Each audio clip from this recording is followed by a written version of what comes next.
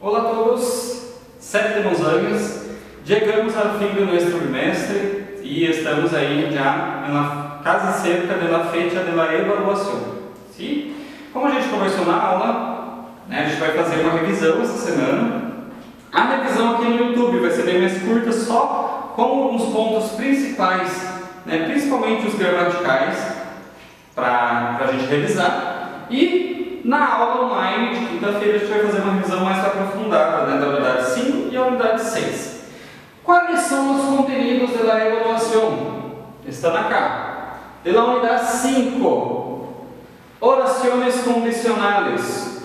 Sim, foi o primeiro conteúdo que estudamos. E junto com as orações condicionais, estudamos as expressões de obrigação.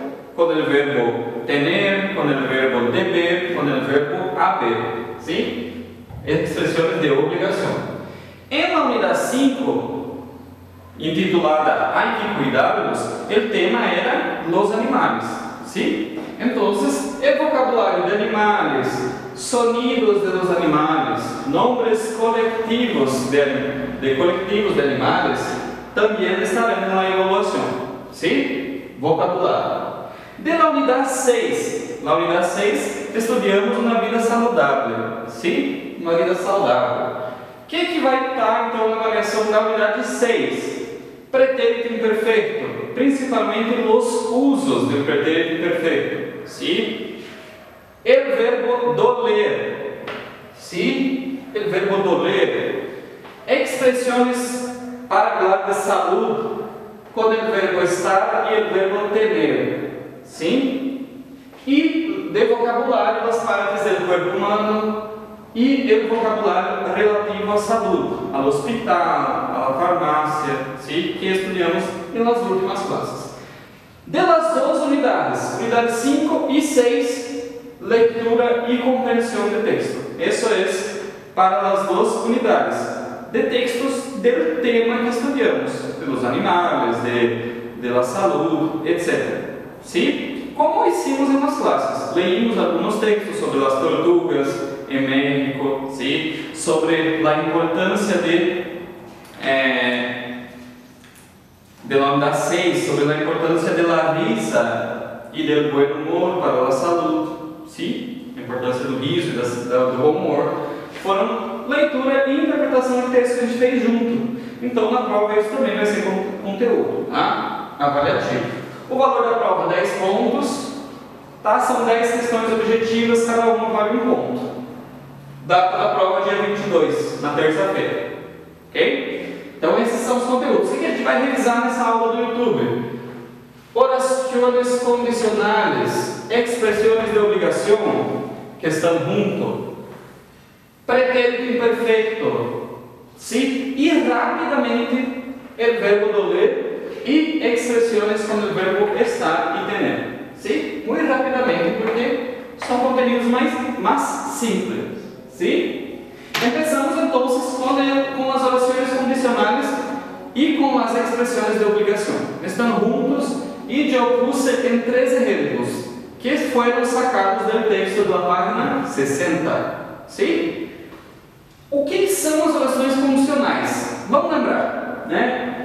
As orações condicionais, elas têm algumas características, né? Elas são compostas por... A primeira coisa que a gente observa, né? Elas iniciam com a palavra se. Vale? Se. Que é equivalente ao português se. Vamos ver nos exemplos? O exemplo número 1 ali para vocês verem. Se piensas ir a outros países, tienes que informar-te com antelação.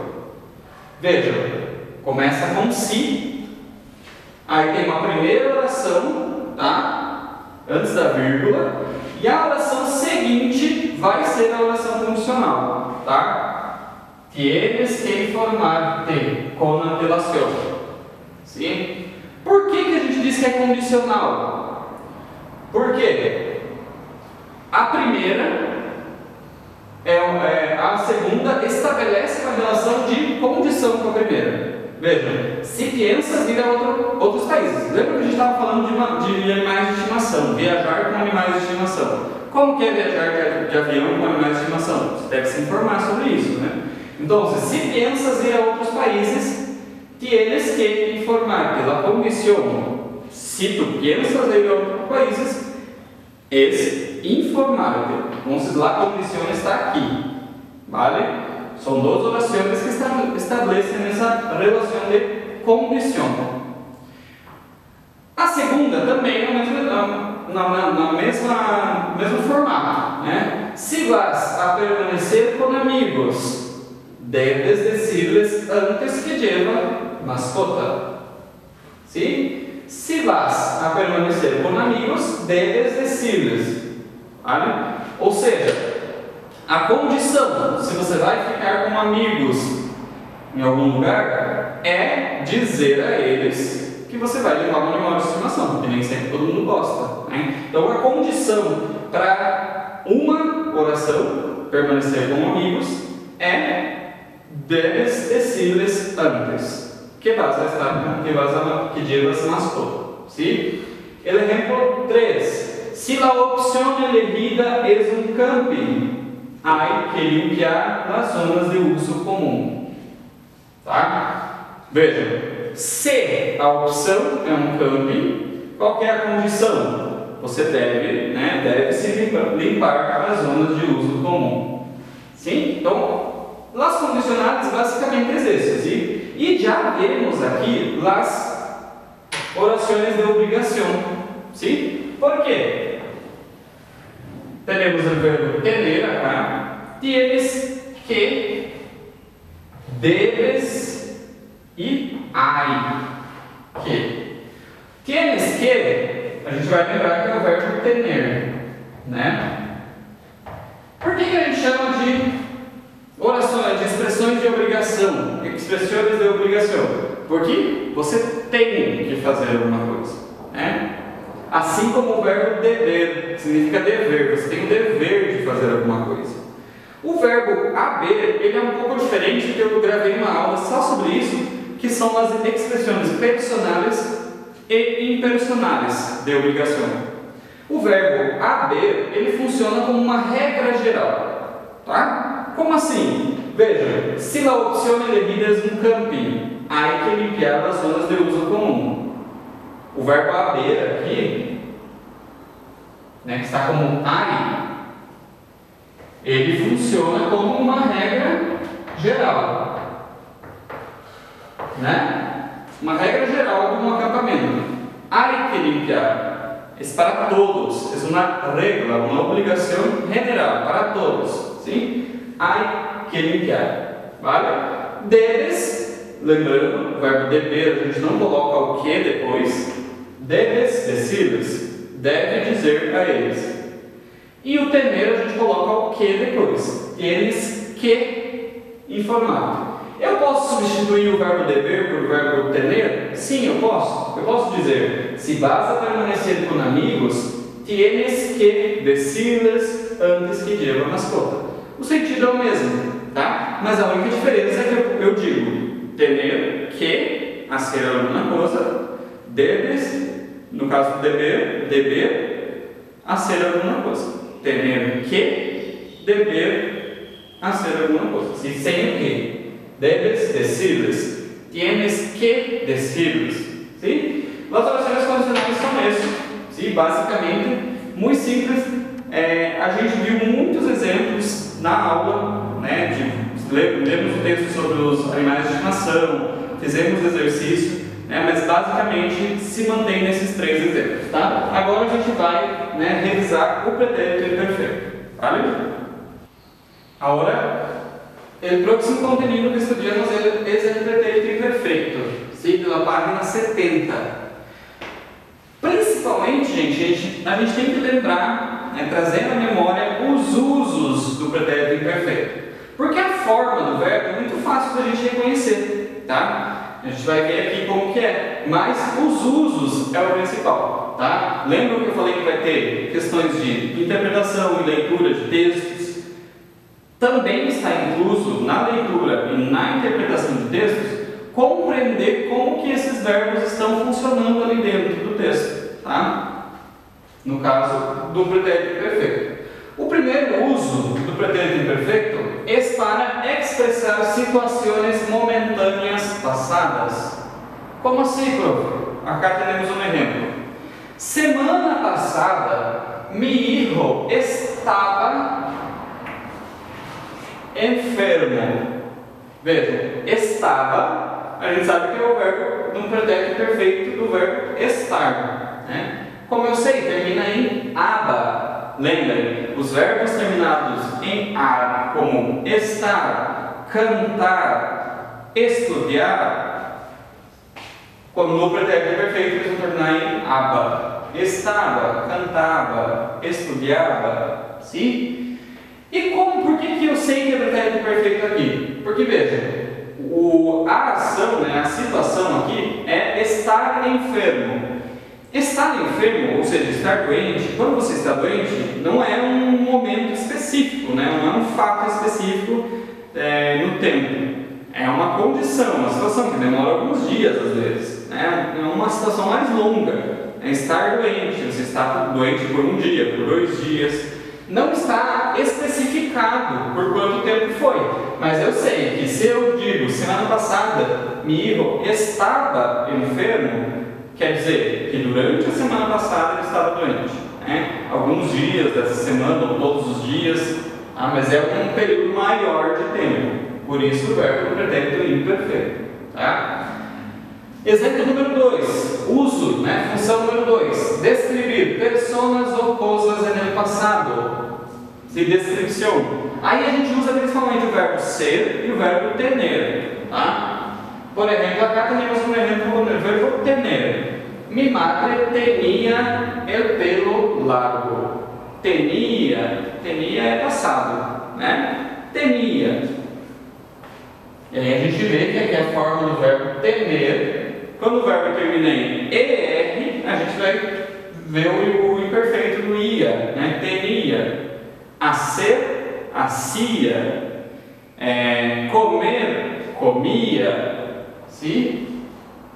Então, mi madre tenía el pelo largo. Quer dizer, minha mãe tinha o cabelo comprido. Está descrevendo como era o cabelo da sua mãe no passado. Ela tinha o cabelo por um período de tempo, né? Cabelo comprido. É um período de tempo que podia ser 1 mês, 2 meses, 1 ano, 2 anos. Tá? É no passado, mas é um estado que durou mais tempo no passado, né? Mi madre tenía el pelo largo. E lá número 3, descrever hechos habituales en el pasado. Costumbres, hábitos. Dormia mucho quando era niño. Vejam, a gente tem o verbo dormir, termina em ir, dormir. Também no pretérito perfeito fica ia, dormia. Dormia mucho.